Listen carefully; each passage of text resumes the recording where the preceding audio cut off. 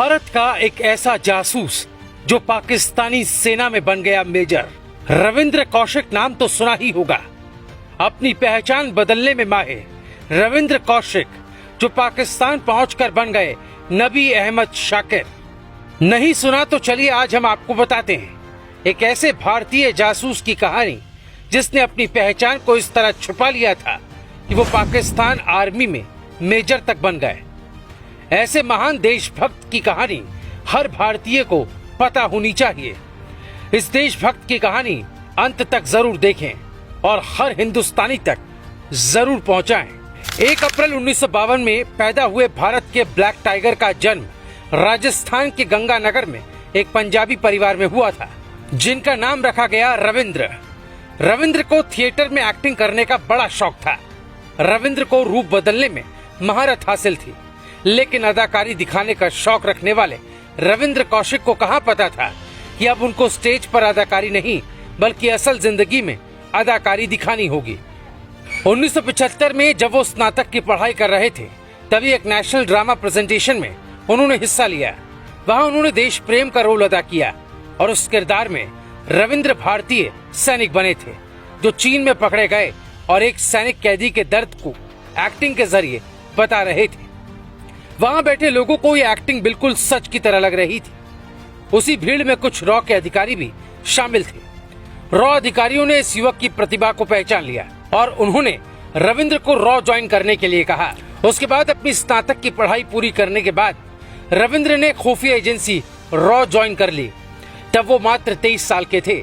Raw join करने के बाद उनका पूरा जीवन ही बदल गया। रविंद्र के रॉ ज्वाइन करने के बाद उनको एक गुप्त जगह पर ले जाया गया। उन्हें अंडरकवर एजेंट बनाकर पाकिस्तान भेजा जाना था, जिसके लिए उन्हें दिल्ली में खास प्रशिक्षण दिया गया। ट्रेनिंग के दौरान रविंद्र ने उर्दू पढ़ना और बोलना सीखा। उसको हर दिन 5 बार मुस्लिमों की तरह नमाज पढ़ने की ट्रेनिंग दी गई। उसको पूरा मुसलमान बनाया गया। रविंद्र की ट्रेनिंग 2 साल तक चली। रविंद्र सभी परीक्षा में पास हुआ। रविंद्र ने रॉ के अधिकारियों को खुश कर दिया। आखिर में वो दिन आया जब रविंद्र से रॉ के एक बड़े अधिकारी ने कहा, रविंद्र पाकिस्तान जाओगे? रविंद्र कौशिक ने कहा, हाँ जाऊंगा, जैसा आपका आदेश। रॉ अधिकारी ने कहा, तुम जासूस बन के पाकिस्तान जाओगे?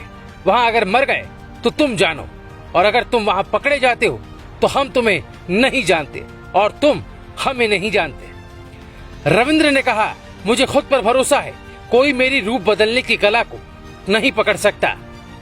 अधिकारियों ने रविंद्र से ये भी कहा कि इसके बारे में किसी को भी मत बताना, यहाँ तक कि अपनी माँ को भी मत बताना, और तुम्हारे काम के बदले पैसे हम तुम्हारे घर पहुँचा दिया करेंगे। रविंद्र ने अपने घर पर यही बताया कि उसकी दुबई में नौकरी लग गई है और वो दुबई में रहकर ही काम करेगा और उनके पास वहीं से पैसे भेजा करेगा।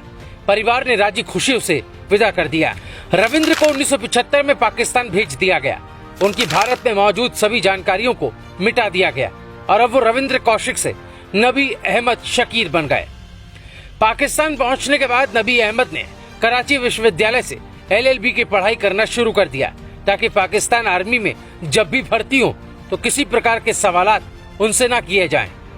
उसके कुछ दिनों बाद वो पाकिस्तान आर्मी में भर्ती हो गए और वहां से रविंद्र को असल जीवन में एक नया किरदार निभाने का मौका मिला।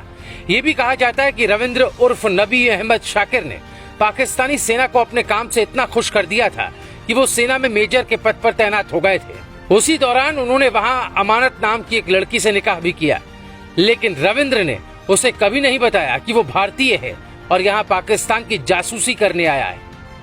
1979 से 1983 के बीच रविंद्र ने भारतीय सुरक्षा एजेंसियों को पाकिस्तानी सेना से जुड़ी अहम जानकारियां भारत को सौंपी, जो देश के लिए काफी मददगार साबित हुई। भारतीय सुरक्षा एजेंसियों ने कौशिक को ब्लैक टाइगर नाम दिया और उस समय भारत की तत्कालीन प्रधानमंत्री इंदिरा गांधी भी कौशिक को ब्लैक टाइगर के नाम से ही पुकारा करती थी। रविंद्र पाकिस्तान के माहौल में अच्छे खासे ढल चुके थे। रविंद्र भारत को कई महत्वपूर्ण जानकारियां भेजते थे और रॉ अधिकारी उनके काम से खुश थे, तो यहाँ भी पाकिस्तानी सेना उनके काम से खुश थी। सब सही चल रहा था, लेकिन उस वक्त की तत्कालीन सरकार से एक बहुत बड़ी गलती हो गई।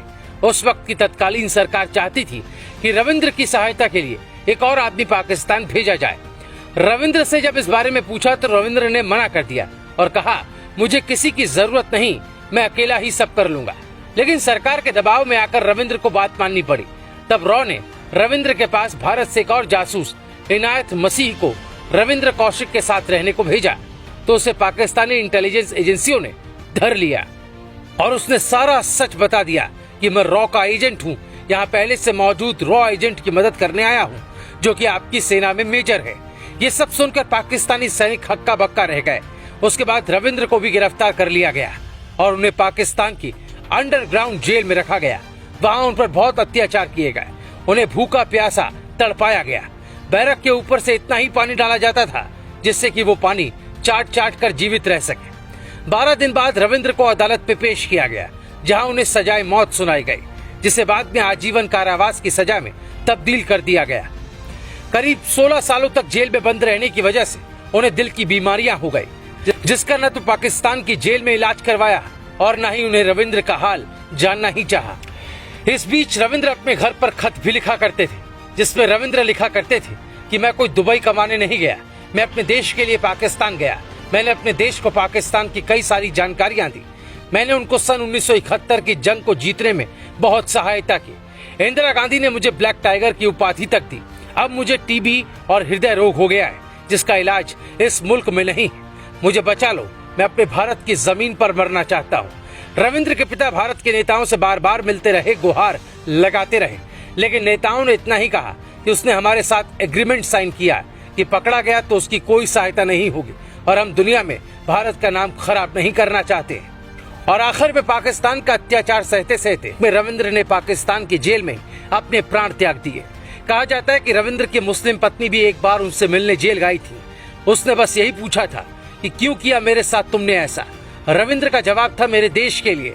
उसके बाद वो उससे मिलने कभी नहीं आई। दोस्तों, रविंद्र कौशिक को रूप बदलने में इतनी महारत हासिल थी कि वो पाकिस्तान आर्मी के मेजर रहते हुए भी अपने परिवार से भारत मिलने 5 बार आए और छुट्टियां भी ऐसे बिताई जैसे कि वो भारतीय फौज का कोई आर्मी अफसर अपने घर छुट्टियां बिताने आया हो और पाकिस्तान को कभी भी उसके ऊपर शक नहीं हुआ। लेकिन उस वक्त की भारत की तत्कालीन सरकार की एक छोटी सी गलती की वजह से रविंद्र कौशिक जैसे देशभक्त को अपनी जान से हाथ धोना पड़ा था। दोस्तों, ऐसे महान वीरों के बारे में हर हिंदुस्तानी को पता होना चाहिए। अगर हाँ, तो इस वीडियो को सभी तक जरूर शेयर करें और कमेंट में जय हिंद जरूर लिखें। देखते रहें हिंदुस्तान पॉजिटिव।